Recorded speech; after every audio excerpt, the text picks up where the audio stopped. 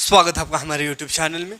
तो आज की वीडियो में देखेंगे साइंस 10 क्लास का सेकंड चैप्टर चल रहा है आम्ल क्षारक और लवण। दो वीडियो दे चुके हैं जिसमें आम्ल क्षारक पर समझे थे पहला वीडियो में, दूसरा वीडियो में अम्ल और क्षारक की अभिक्रियाओं को समझे थे। आज के वीडियो में पीएच मान पढ़ेंगे, पीएच मान क्या होता है और किस चीज़ का पीएच मान कितना होता है वो बताएंगे। उसके बाद साधारण नमक का रसायन बढ़ेंगे, यानी कि विरंजक चूर्ण हो गया, खाने का सोडा, धोने का सोडा, प्लास्टर ऑफ पेरिस, ये सब करते हुए आज चैप्टर को ख़त्म करेंगे। ठीक है, तो चलिए शुरू करते हैं। सबसे पहले पीएच स्केल से। पीएच स्केल, पीएच स्केल, तो ये पीएच स्केल क्या है?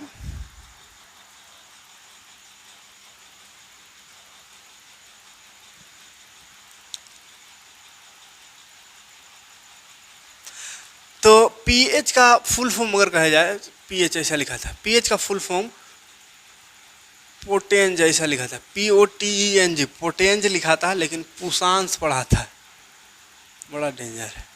ये जर्मनी का शब्द है, कैसे, कहाँ का? जर्मनी। तो ये जर्मनी का शब्द है, इसका मतलब होता है पावर। पावर मतलब समझ में आ रहा है? इंग्लिश में पावर होता है, हिंदी में शक्ति। ठीक है, तो पीएच पुषांश लिखा था ऐसा है, पावर होता है इसका मतलब, या पी से ऐसा समझिए कि पी से पावर, पावर ही समझिए डायरेक्ट। ठीक है, पावर मतलब शक्ति। तो यहाँ पे अम्ल और क्षारक की बात कर रहे हैं, तो जाहिर सी बात है कि शक्ति की बात आ रही, तो अम्ल और क्षारक का ही शक्ति का बात होगी यहाँ पे। ठीक है, तो अम्ल और क्षारक की शक्ति की बात होगी। तो अम्ल और क्षारक की शक्ति किस पर डिपेंड करता है उसको याद कीजिए, क्या बताए थे। तो अम्ल और क्षारक की जो शक्ति होती है, उसका पावर जो होता है, वो उससे निकलने वाले आयन पर डिपेंड करता है। यानी ज़्यादा आयन निकल रहा है H+ आयन, तो ज़्यादा उसमें अम्ल है, ज़्यादा OH- आयन निकल रहा है तो ज़्यादा क्षारक है। ठीक है, तो अगर डिफिनेशन पूछ दे तो पीएच स्केल क्या है, तो पीएच स्केल एक ऐसा स्केल है जो मापता है, किसको मापता है? तो H+ आयन की सांद्रता को, है ना, किसमें ज़्यादा H+ आयन है, किसमें कम है, उसी को ये मापता है। ठीक है, और उसका जो मापी होता है, नापी होता है, उसी के आधार पे पीएच स्केल जो है बना हुआ है। ठीक है, उसी को पीएच स्केल कहते हैं। तो ये एक प्रकार का ऐसा स्केल है, मतलब ये ऐसे जो स्केल बोल रहे हैं, तो स्केल का मतलब ऐसा नहीं समझिएगा लंबा वाला स्केल। ठीक है, ऐसा कोई स्केल नहीं है ये, है ना, ऐसा वाला। कहाँ गया मेरा स्केल? वो खैर छोड़िए, डबल है उधर। स्केल जो रहता है ना, एक लंबा वाला लाइन खींचना होता है, तो वैसा कोई स्केल नहीं है। ऐसा नहीं सोचिए कोई स्केल होगा लंबा वाला, उसको पानी में या अम्ल में, क्षारक में डुबाएंगे तो पता चल जाएगा कितना अम्ल है। ऐसा नहीं है, वैसा कोई स्केल नहीं है। ये एक कागज़ का टुकड़ा है। ठीक है, कागज़ का टुकड़ा एक होता है, इस तरह से एक कागज़ का टुकड़ा है। इसमें क्या होता है, बहुत सारा, दुनिया में जितना रंग है उसका रंग यहाँ पर पूरा भरा हुआ है। ठीक है, उसके बाद इसके साथ दो गो ऐसा छोटा छोटा टुकड़ा रहता है, 2-3 गो, मतलब कागज़ का टुकड़ा। वही कागज़ टुकड़ा को, जैसे इसमें ये कटोरा है, इसमें कोई विलियन है, इसको अगर जांच करना है कि इसमें अम्ल है, क्षारक है, या कितना इसका पीएच मान है इस विलियन का, तो इस विलियन में ये कागज़ के टुकड़ा को डुबोएंगे। उसके बाद निकालेंगे तो ये कलर हो जाएगा, इसका जो कलर है वो चेंज हो जाएगा। तो वो जो कलर चेंज होगा, जैसे मान के चलिए तनी तनी लाल हो गया, या पीला हो गया, या हरा हो गया, तो कलर चेंज हो गया। तो वही कलर, जैसा वो कलर हुआ, वही कलर को ये वाला ये कागज़ का स्केल रहता है, इसमें मिलाते हैं। इसे तो मिलाते हैं, तो मान के चलिए, हाँ मिलाते हैं तो 14, माने ये 14 तक रहता है, तो बराबर बराबर रहता है, छोट बड़ क्वेश्चन है, 14 तक रहता है, 0 से 14 तक। ये जो स्केल है उसमें 0 से 14 तक लिखा हुआ है। अब क्या कि ये कागज़ को डुबाई विलियन में, उसका रंग बदलेगा, रंग बदलेगा तो रंग को मिलाएंगे, सब मैच करेंगे, ये इस तरह से, इस तरह से। मान के चलो यहाँ वाला मैच कर गया, यहाँ एक ऐसा है 8वां नंबर वाला मैच कर गया, रंगवा रंग मैच कर गया, है ना, ऐसा रंग एकदम बिल्कुल ऐसा जैसा रंग है वैसा ही रंग इसमें आ गया, एकदम मैच कर गया, तो कहेंगे हाँ इसका पीएच स्केल जो है, पीएच मान जो है 8 है, इसका पीएच मान 8 है। ठीक है, या कहीं पे ऐसा रंग का रहेगा, जैसे ऐसा रंग रहे कहीं पे, ठीक है, एकदम ऐसा देख लिए, काला और लाल मिला हुआ, तो ऐसा रंग, कागज़ को डूबा है तो एकदम वैसे ने रंग आ गया इसमें भी। तो ये वाला को एकदम वैसे मिलाएंगे, कहेंगे एकदम एकदम एकदम यहीं पे एकदम सही मिल रहा है रंग हुआ, तो इसका पीएच मान 6। इस तरह से मापा जाता है। ठीक है, तो पीएच क्या है, तो किसी विलयन की सांद्रता को, किसी विलयन में उपस्थित H+ की सांद्रता है ना, H+ कितना है उसको ज्ञात करने के लिए जिस स्केल का प्रयोग किया जाता है उसी को पीएच स्केल कहा जाता है। ठीक है, एक स्केल ही है, लेकिन ये ऐसा वाला स्केल, काठ वाला स्केल या लोहा वाला स्केल या प्लास्टिक वाला स्केल नहीं है, ये कागज़ का टुकड़ा है जो रंग इसमें अलग अलग भरा हुआ है, तो रंग को मैच करते हैं। ठीक है, जैसे ऐसा रंग कहीं ये रहे, और अगर कागजवा डुबाएँ और ऐसा रंग आया, तो फिर इसको देखें मिलाएंगे, तो यहाँ मिला तो ये 10 हो गया, या 10.5 9.5 हो गया। ठीक है। और एक चीज़ याद रखिएगा, ये बीच में 7 रहता है, ठीक है। तो मेरा तनी छोट बड़ हो गया, बीच में 7 रहता है, मान चलिए ये 7 है, ठीक है।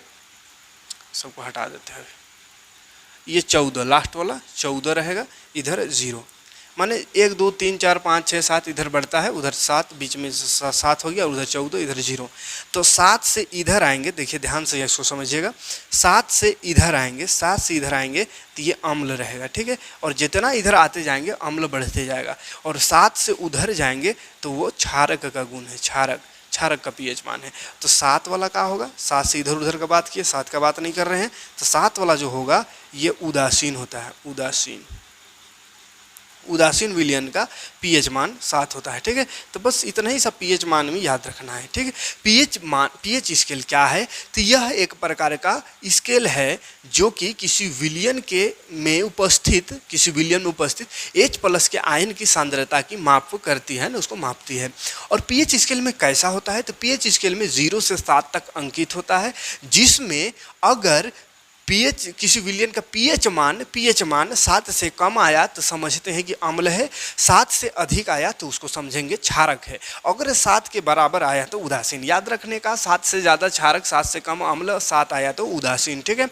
और इधर जितना बढ़ते जाएगा, इधर 7 होगा, 6 होगा, 5 4 इधर घटते जाएगा, तो एकदम घटते घटते एकदम 0 आ जाए तो उसमें बहुत ज़्यादा अम्ल, और एकदम रहे इसमें जैसे 7 से एकदम कम 6 रहे, 6 माने हल्का फुल्का अम्ल है, अम्ल वैसा नहीं है ना।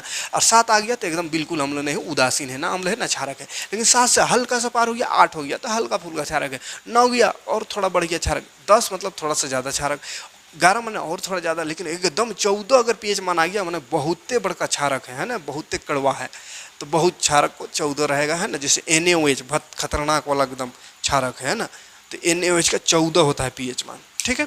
तो समझ में इतना सा आया, 7 से कम को अम्ल कहेंगे, 7 से अधिक को क्षारक कहेंगे, 7 रहे तो उदासीन कहेंगे, क्लियर है। तो यही है पीएच स्केल। अब पीएच स्केल से कुछ क्वेश्चन कहता है, क्वेश्चन कह सकता है कि जैसे कुछ पूछ दे कि इंसान का, मानव शरीर का पीएच मान कितना से कितना होता है, या मानव शरीर का जो जठर रस है या लार है या मानव का रक्त है, खून है, उसका क्या होता है, तो मुंह में का जो पीएच मान है वो कितना होता है, दांत का कितना होता है, या मिट्टी का कितना होता है। तो कुछ इंपॉर्टेंट चीज़ों को लिख दिए हैं, उसको याद रखिएगा, हो सकता है ये सब पूछ से या याद रहना चाहिए।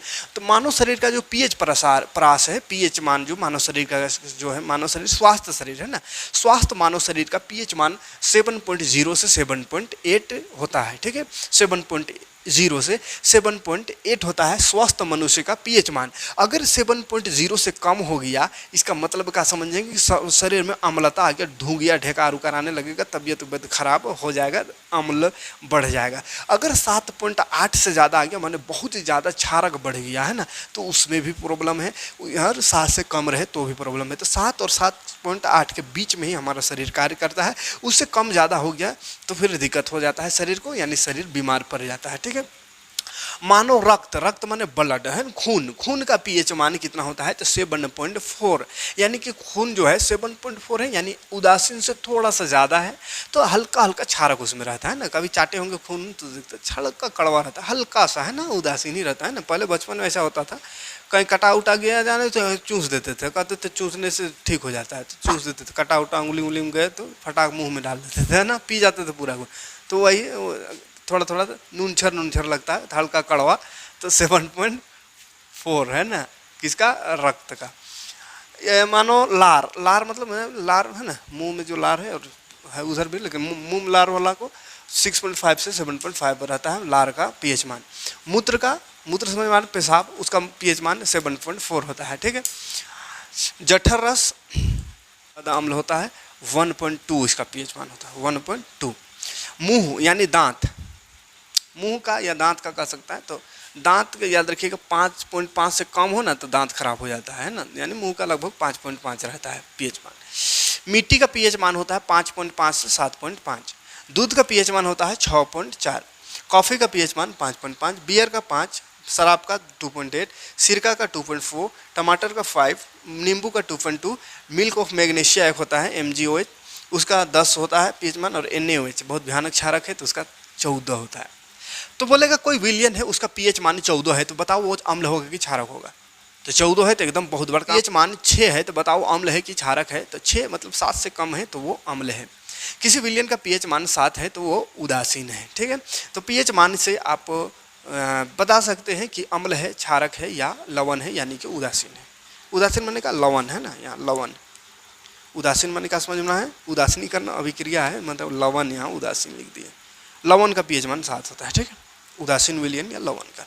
क्लियर है यहाँ तक? तो ये सब चीज़ों को याद रखिएगा। यहाँ से क्वेश्चन थोड़ा सा अजीब अजीब घुमा फिरा के क्वेश्चन पूछता है, तो क्वेश्चन बताएंगे उस समय पूरा डिटेल से करेंगे, लेकिन बस अभी सुना दे रहे हैं, बता दे रहे हैं थोड़ा सा कि क्वेश्चन क्या क्या कहेगा। ठीक है, जैसे आप सुने होंगे जो ग्वाला होता है, ग्वाला दूध होता है, तो ग्वाला दूध में थोड़ा बेकिंग सोडा मिलाता है उसका, तो दूध को जैसे ज़्यादा देर तक उसको रखना पड़ता है ना, पूरा गांव से दूध के जमा ले गया तो होटल पहुंचाया, कहाँ दिया कहाँ नहीं, बहुत देर तक उसको रखना पड़ता है दूध को ऐसे ही ड्रम में ही। तो उसमें क्या करता है वो बेकिंग सोडा मिला देता है थोड़ा थोड़ा।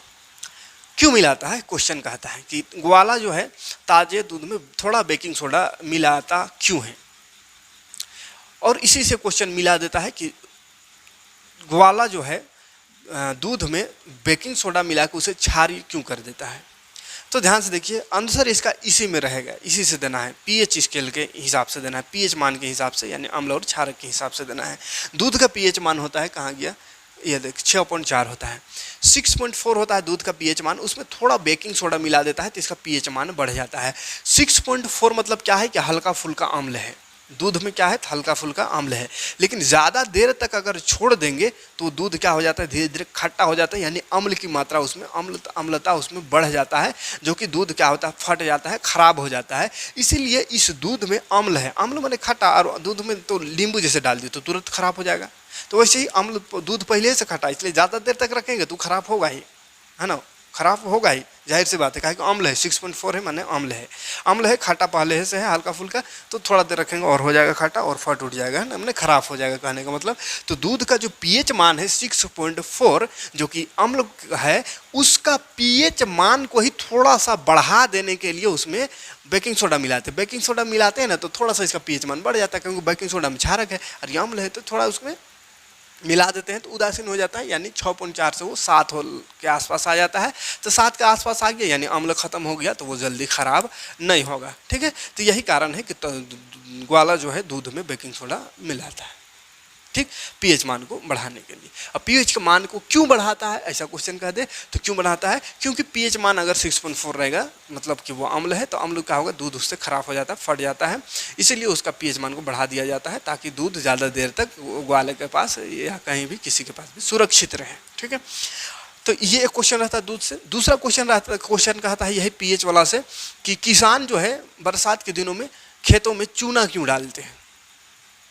तो खेत का जो पीएच मान है वो कितना होना चाहिए, कहाँ गया, खेत का पीएच मान लिखे थे 5.5 से 7.5, मिट्टी का 5.5 से 7.5 तक है तो ठीक ठाक मिट्टी है, यानी उपज उसमें ज़्यादा होगा। लेकिन बरसात में अम्ल वर्षा हो जाता है या इधर उधर से कचरा उचरा भी बह के खेत में जाता है, मिट्टी में जाता है, तो अम्ल बढ़ जाता है, यानी कि 5.5 से नीचे आ जाता है।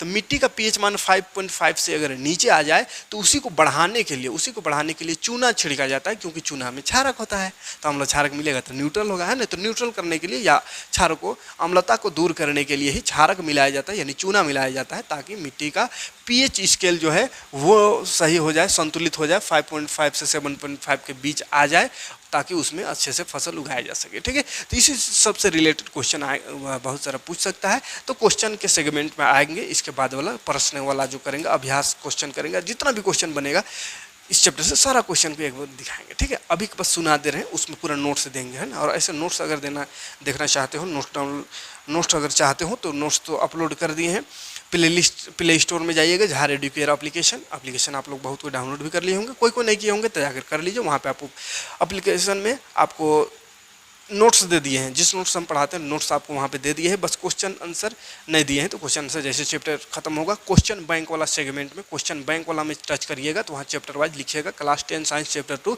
तो चैप्टर 2 का जितना क्वेश्चन है वो सारा क्वेश्चन वहाँ पे आ जाएगा, क्वेश्चन आंसर दोनों। ठीक, तो यही सब क्वेश्चन इस चीज़ से पूछ सकता है पीएच स्केल से। तो यहीं पे पीएच को ख़त्म करते हैं, आते हैं रसायन, नमक के रसायन की ओर। चलिए अब देखते हैं साधारण नमक के रसायन। मैंने साधारण नमक से क्या क्या बन सकता है और क्या क्या उसका कैसे बनता है वो सारे चीज़ को समझेंगे। तो चलिए वहाँ पे आपको दिख रहा होगा, पहला सोडियम हाइड्रोक्साइड देखेंगे, दूसरा विरंजक चूर्ण, बेकिंग सोडा, धोने का soda, plaster of Paris.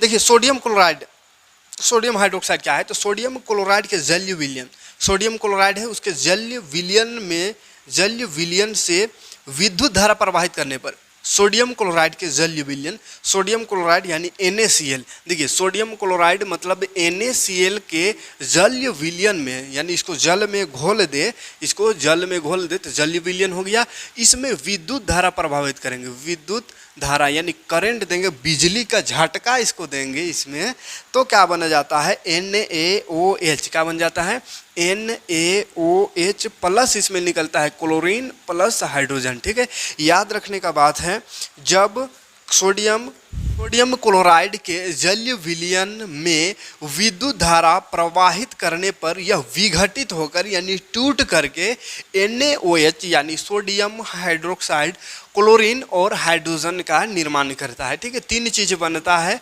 Sodium hydroxide, chlorine और हाइड्रोजन। कब बनता है, तो NaCl सोडियम क्लोराइड के जलीय विलयन, sodium chloride NaCl sodium chloride का जलीय विलयन यानी जल H2O, इसके जलीय विलयन में विद्युत धारा प्रवाहित करेंगे तो ये विघटित होकर के NaOH और Cl2 प्लस H2 का निर्माण करता है।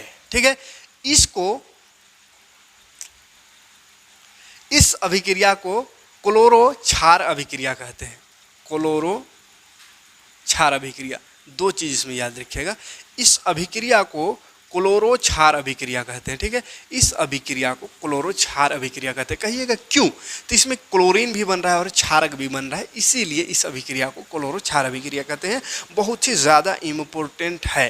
कहेगा सोडियम हाइड्रोक्साइड क्या है, इसका निर्माण कैसे होता है, सोडियम हाइड्रोक्साइड का निर्माण, तो निर्माण ये है, इसी से डिफिनेशन बनेगा, अलग से रटने की जरूरत नहीं। क्या बोलिए, देख NaCl है तो NaCl के जल है, तो NaCl के जलीय विलयन में विद्युत धारा प्रवाहित करेंगे तो क्या बनेगा, सोडियम हाइड्रोक्साइड, साथ ही साथ क्लोरीन और ऑक्सीजन हाइड्रोजन बन जाएगा। ठीक है, और चूंकि इस अभिक्रिया में क्षारक और क्लोरीन दोनों बन रहा है, इसीलिए इस अभिक्रिया को क्लोरो क्षार अभिक्रिया कहते हैं। क्या कहते हैं, क्लोरो क्षार अभिक्रिया। तो दो चीज क्लियर हो गया, इसी में कोई दिक्कत नहीं, नोट्स मिल जाएगा। ठीक है, क्लोरो क्षार अभिक्रिया क्या कहते हैं बाबू, इसको क्लोरो क्षार अभिक्रिया या प्रक्रिया, इस प्रक्रिया को क्लोरो क्षार प्रक्रिया या अभिक्रिया कहते हैं। क्षार अभिक्रिया समझ में आ रहा है। अच्छा, इसमें जो बनता है ये, इसका उपयोग होता है ईंधन के रूप में, ईंधन के रूप में हाइड्रोजन का उपयोग होता है, ये तो मालूम होगा है। क्लोरीन का उपयोग होता है कागज उगज, क्लोरीन का उपयोग जल को साफ करने में, PVC में पॉली हटाने में, साबुन, कागज, ये सब उद्योग में ये सब का उपयोग होता है। ठीक है, यानी यहाँ पे जो जो चीज़ बन रहा है उस सब का उपयोग है। और यही दोनों अगर HCl मिला दे, H और Cl को, तो HCl का उपयोग फिर अलग हो जाता है, इस्पात का सफाई और औषधि यानी दवा के रूप में होता है। इसी तरह Cl2 और NaOH का बात करें, Cl2 और NaOH का बात करें, विरंजक चूर्ण बनता है और इसका उपयोग घरेलू विरंजक या वस्त्र के विरंजक के लिए किया जाता है। तो वो सब खैर आगे देखेंगे। ठीक है, तो ये सब याद रखिएगा। NaOH बनता है जिसका साबुन, कागज, ये सब उद्योग में उपयोग होगा। क्लोरीन का जल साफ करने में, PVC में, CFC में। पॉलीविनाइल क्लोराइड है ना इसका फुल फॉर्म, H2 का ईंधन के रूप में उपयोग होता है। ठीक है, तो सोडियम हाइड्रोक्साइड कैसे निर्माण होता है, इसमें कोई दिक्कत नहीं होगा। आगे बढ़ते हैं, अगला देखते हैं विरंजक चूर्ण। ठीक है, क्लोरो क्षार प्रक्रिया याद रखिएगा, क्यों कहते हैं, तो सोडियम हाइड्रोक्साइड जो बनता है कैसे बनता है, सोडियम क्लोराइड के जलीय विलयन में विद्युत धारा प्रवाहित करने पर यह विघटित होकर सोडियम हाइड्रोक्साइड, क्लोरीन और हाइड्रोजन, ये तीन चीज़ का निर्माण करता है। चूँकि इसमें क्षारक और क्लोरीन दोनों बन रहा है, इसीलिए इसको क्लोरो क्षार प्रक्रिया कहते हैं। दूसरा है विरंजक चूर्ण।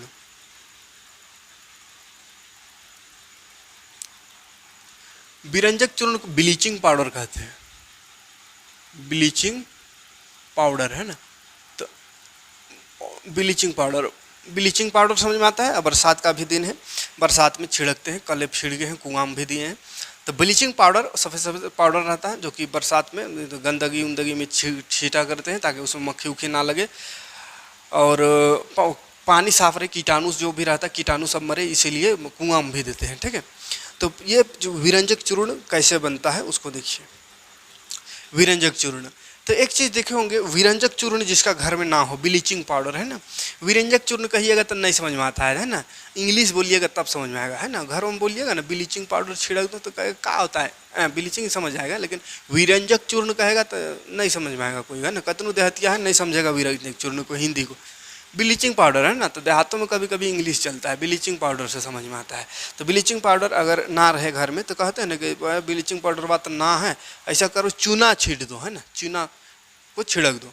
तो चूना को छिड़का जाता है इसके जगह में, तो कुछ तो वजह होता है होगा, और कुछ दूसरी चीज़ को कहे नहीं छिड़कने बोला जाता है। विरंजक चूर्ण की जगह चूना को ही, विरंजक चूर्ण ना हो तो चूना, कुआं में भी बोलते हैं चूना डाल दो, या वैसा गंदगी उंदगी है, मक्खी उखी ज़्यादा लग रहा है, चूना उना छिड़क दो, है ना।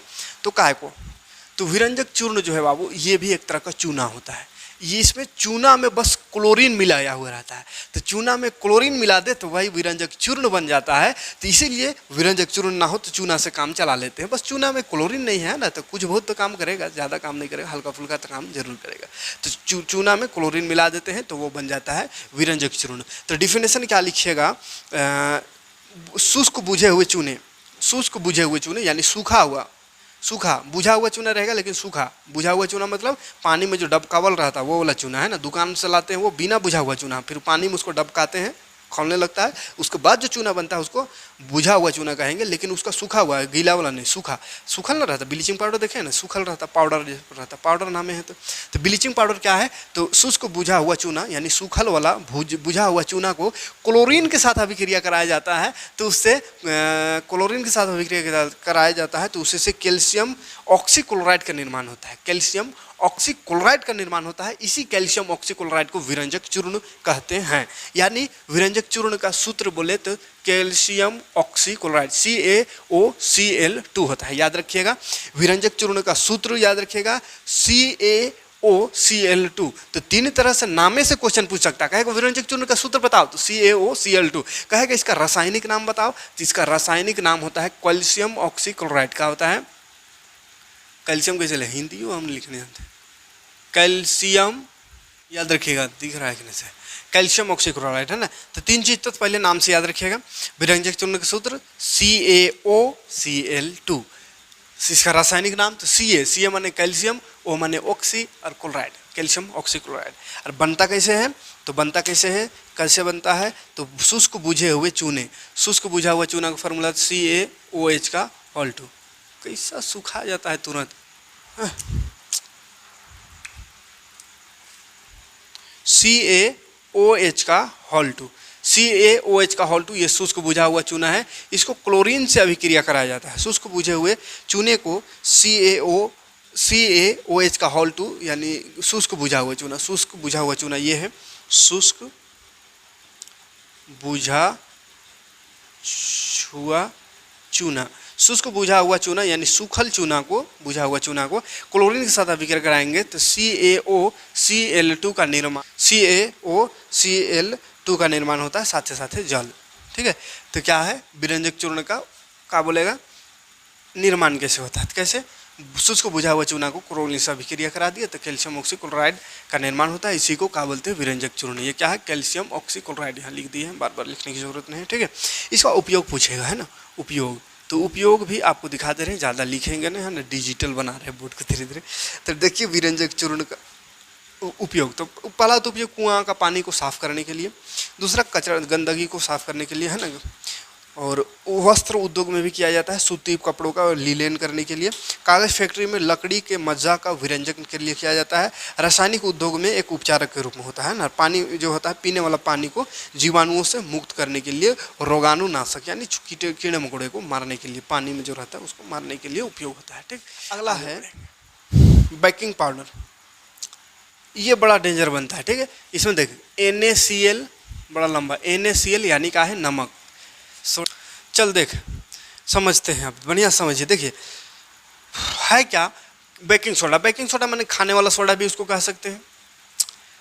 तो ये खाने वाला सोडा जो होता है उसका सूत्र बोले तो सोडियम हाइड्रोजन कार्बोनेट NaHCO3। सूत्र इसका क्या हो जाएगा, NaHCO3, NaHCO3, NaHCO3। अगर इसका नाम का है तो क्या हो जाएगा, सोडियम, Na मतलब सोडियम, सोडियम बाई, हाइड्रोजन बीच में रहे तो उसको बाई पढ़ते हैं, बाई कार्बोनेट, है ना, सोडियम बाइकार्बोनेट। ठीक है, सोडियम बाइकार्बोनेट याद रखिएगा, सोडियम बाइकार्बोनेट किसका नाम है, तो बेकिंग सोडा। तो नाम एकदम कंफर्म याद रखिएगा, नाम बेकिंग सोडा का नाम, रासायनिक नाम सोडियम बाइकार्बोनेट, सूत्र सोडियम NaHCO3, NaHCO3। बनता कैसे है, तो NaCl यानी सोडियम क्लोराइड, जल, कार्बन डाइऑक्साइड और अमोनिया, ये सभी चीज़ों का को परस्पर अभिक्रिया कराने से NaCl3 यानी अमोनियम क्लोराइड के साथ सोडियम बाइकार्बोनेट का निर्माण होता है। यही सोडियम बाइकार्बोनेट क्या है, बेकिंग सोडा है। तो ये तो निर्माण हो गया, निर्माण का कार्य यहाँ तक खत्म, ये निर्माण का कार्य हो गया, निर्माण कार्य खत्म। लेकिन क्वेश्चन यहाँ से कहता है कि बेकिंग सोडा का उपयोग तो खैर अलग बात है, उपयोग ये यहाँ से क्वेश्चन पूछता है उपयोग, लेकिन पहले समझ लीजिए उपयोग, तब क्वेश्चन समझ में आएगा। तो बेकिंग सोडा का उपयोग होता है, खाने वाला सोडा है तो पकौड़ी बनाने में, धुसका बनाने में, फूल जाता है जो ब्रेड व्रेड बनाने में, तो वहाँ पे बेकिंग सोडा का उपयोग होता है, ताकि बेकिंग सोडा को उपयोग वो नरम और फूल जाता है। ठीक है, तो काहे को ऐसा होता है। अच्छा, बेकिंग सोडा का उपयोग जहाँ जहाँ भी करेंगे उसमें देखिएगा वो चीज़ जो हो, जैसे ब्रेड बना रहे हैं या इडली बना रहे हैं तो उसमें छेदा छेदा रहता है, छेदा छेदा छेदा से स्पंजी हो जाता है, छेदा छेदा रहता है चाल करके। तो छेदा क्यों होता है, इसको समझते हैं। तो क्वेश्चन कहेगा कि सोडियम बाइकार्बोनेट को गर्म करते हैं या कोई चीज़ को तलते हैं, बेड़र में देखो उसको तल रहे हैं, तो क्या किस तरह से वो अभिक्रिया करता है, किस तरह से उसको फुला देता है, क्यों उसको फुला देता है या उसमें छेद क्यों आ जाता है। तो उसका रीज़न ये है, क्या रीज़न है, ये देख, गर्म जब करते हैं ये सोडियम बाइकार्बोनेट को, सोडियम बाइकार्बोनेट यानी बेकिंग सोडा है, ये त्रिभुज जो है, त्रिभुज केमिस्ट्री में त्रिभुज दिखे तो इसका मतलब होता है गर्म करना। ठीक है, तो इसको गर्म करेंगे तो ये बन जाता है Na2CO3, सोडियम कार्बोनेट। ये क्या है, सोडियम कार्बोनेट, सोडियम कार्बोनेट। तो खैर का बनता है ओकरा मतलब नहीं रहेगा उतना, हमको फूलता कैसे वो या छेद क्यों होता है वो समझिए। देखिए, सोडियम कार्बोनेट बनता है, उसके साथ जल बनता है, तो जल ठीक है कोई दिक्कत नहीं, उसके साथ मेन कारण ये है कार्बन डाइऑक्साइड बनता है। अब ये जो कार्बन डाइऑक्साइड बनेगा, तो कार्बन डाइऑक्साइड बन रहा है, जैसे ये जो धुसका तल रहे हैं, धुसका, अब इसमें कार्बन डाइऑक्साइड बन गया, गैस बन गया, तो कार्बन डाइऑक्साइड तो बाहर निकले चाहेगा ना, तो वही कार्बन डाइऑक्साइड गैस जो रहता है वही वाला फाड़ के निकलता है, तो छेदा छेदा हो जाता है।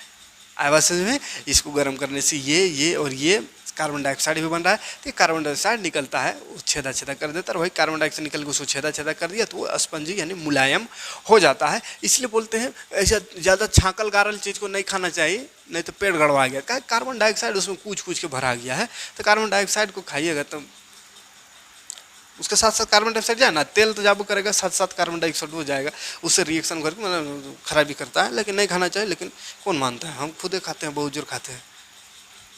तो समझ में आ रहा काहे को छेद होता है और काहे को फूलता है, काहे को मुलायम होता है, सब समझ में आ गया। उपयोग बोला है तो उपयोग लिख दिएगा, पकौड़ी बनाने के लिए, पकौड़ी बनाने के लिए, धुसका बनाने के लिए, ब्रेड बनाने के लिए, तो उपयोग लिखने की जरूरत नहीं है, लिख लीजिएगा। ठीक है, आगे बढ़ेंगे तो आएंगे धोने का सोडा, प्लास्टर का पेरिस हो जाएगा खत्म। चल धोने का सोडा देख लेते हैं, बेकिंग सोडा हो गया, तो वॉशिंग पाउडर निरमा आप देखेंगे। ठीक है, धोने का सोडा कैसे बनता है, तो सोडियम कार्बोनेट जो अभी बना था एगो सोडियम कार्बोनेट याद करिए, सोडियम कार्बोनेट अभी बना था, Na2CO3 बना था, है ना, अभी बेकिंग सोडा वाला में। तो ये पानी 10H2O से अभिक्रिया कराएंगे, H2O से, तो ये बन जाता है Na2CO3 × 10H2O, क्रिस्टलीकरण करेंगे। तो इसी को हम हिंदी में ऐसा लिखिएगा, सोडियम कार्बोनेट के पुनः क्रिस्टलीकरण से सोडियम कार्बोनेट डेकाहाइड्रेट का निर्माण होता है, इसी को धोने का सोडा कहते हैं। ठीक है, ये डिफिनेशन लिखा दे रहे हैं। इसका नाम क्या होगा, रासायनिक नाम देखिए, रासायनिक नाम देखिए सोडियम कार्बोनेट, सोडियम कार्बोनेट, और 10 है तो 10 को साइंस में डेका कहते हैं, डेका, और H2 का हाइड्रेट, तो डेकाहाइड्रेट। ठीक है, सोडियम कार्बोनेट डेकाहाइड्रेट, साधारण शब्द में याद रखिएगा, सोडियम कार्बोनेट, डेका माने 10 गो, और पानी, H2 माने पानी, सोडियम कार्बोनेट 10 गो पानी, सोडियम कार्बोनेट 10 पानी है, 10 गो पानी। 10H2O 10 को पानी, सोडियम कार्बोनेट 10 को पानी 10H2O डेकाहाइड्रेट, ठीक है, सोडियम कार्बोनेट डेकाहाइड्रेट। किसका सूत्र है? धोने का सोडा Na2CO3 इंटू 10H2O। कैसे बनता है? तो Na2CO3 के को पुनः क्रिस्टलीकरण किया जाता है, क्रिस्टल में उसको जमाया जाता है, बैठाया जाता है पानी दे करके, तो उससे सोडियम कार्बोनेट डेकाहाइड्रेट का निर्माण होता है, जो कि क्या है? धोने का सोडा। इसी को धोने का सोडा कहते हैं। अब एक चीज़ देखिए, धोने का सोडा, सोडा कहने से जैसे क्या है, सोडा का उपयोग क्या क्या है उसको समझ लेते हैं पहले, ठीक है। तो इसका उपयोग आप जानबे करते होंगे, क्या उपयोग होता है? घर का साफ सफाई में, जल की अस्थायी कठोरता को दूर करने के लिए, है ना। जैसे पानी कहीं कहीं का रहता है कठोर, तो उसमें साबुन नहीं फेनाता है, तो उसमें सोडा का उपयोग करते हैं ना, धोने वाला सोडा का उपयोग करते हैं, तो उसमें कपड़ा जल्दी अच्छा फिजाता है, तो वो का जल का अस्थायी कठोरता को दूर किया, है ना। तो साफ़ सफाई में, कपड़ा धोने के लिए, नहाने के लिए नहीं, कपड़ा धोने के लिए, घरों की साफ़ सफाई के लिए और फैक्ट्री सब बहुत सारी चीज़ों में उपयोग होता है। आप दिखा सकते हैं वहाँ पे, ठीक है, लिख सकते, दिखा दे रहे हैं। तो उपयोग बहुत सारा होता है। अच्छा, या कोई दिक्कत नहीं होगा, है, याद रहेगा, ये सब चीज़ को याद रखिएगा। लास्ट देखते हैं, क्या चीज़ देखेंगे? Plaster of Paris. चलिए ठीक है, प्लास्टर ऑफ पेरिस देखेंगे। उसके बाद क्रिस्टल का जल समझेंगे, थोड़ा सा ख़त्म कहानी हो जाएगा। देख, प्लास्टर ऑफ पेरिस अर्ध हाइड्रेट, ये आधा पानी है, कैल्शियम सल्फेट आधा पानी, अर्ध हाइड्रेट, कैल्शियम सल्फेट अर्ध हाइड्रेट नाम है इसका, ठीक है। कैल्शियम सल्फेट अर्ध हाइड्रेट, अर्ध आधा अर्ध और हाइड्रेट, ठीक। ये कैसे बनता है? जिप्सम सबसे ज़्यादा इंपॉर्टेंट, जिप्सम बहुत बार, एक बार जैसे इस साल नहीं आया तो अगले साल आया, अगले साल नहीं आया तो मतलब हर साल एक साल छोड़ के ये क्वेश्चन बोर्ड एग्जाम में पूछता है। तो क्या है? जिप्सम एक होता है, एक जिप्सम एक तरह का मिट्टी है, चूना जैसा मान के चलिए, तो पत्थर है। तो जिप्सम एक पत्थर है। ये वाला जिप्सम को 373 केल्विन में गर्म किया जाता है। तो जिप्सम को 373 केल्विन पर गर्म करने पर यह जल के अणुओं को त्याग कर कैल्शियम सल्फेट अर्ध हाइड्रेट का निर्माण करता है। इसी को POP यानी प्लास्टर ऑफ पेरिस कहते हैं, ठीक है। क्या करता है? ये जल के अणु को त्याग देता है और POP का निर्माण करता है, ठीक है। तो वहाँ पे आपको दिखा दे रहे, जिप्सम को 373 केल्विन पर गर्म करने पर यह जल के अणुओं को त्याग कर कैल्शियम सल्फेट अर्ध हाइड्रेट यानी POP का निर्माण करता है, ठीक है। तो ये जिप्सम जो है, इसका सूत्र हम लिख दे रहे हैं यहाँ पे, CaSO4 इंटू हाफ, उल्टा लिख दे रहे हैं, CaSO4 इंटू